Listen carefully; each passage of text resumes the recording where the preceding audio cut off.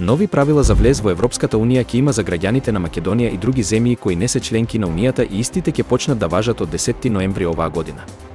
Тогаш треба да стартува новиот систем за влез-излез. Со овој систем ќе бара од патниците да ги регистрираат своите биометриски информации кога пристигнуваат на граничен премин. Системот за влез-излез е поврзан со Европскиот систем за информации и овластување за патување, кој пак треба да почне да се применува во првата половина на 2025 година. Системот за влез-излез е автоматизиран IT систем за регистрирање на државјани кои не се членки на Европската унија кои патуваат на краток престој, секој пат кога ќе ги преминат надворешните граници на која било од земјите членки на Европската унија. Тој електронски ќе го регистрира времето и местото на влез и излез на државјани од трети земји и ќе го пресмета времетраењето на нивниот овластен престој. Тој ќе ја замени обврската за печат на пасошите на државјаните на трети земји.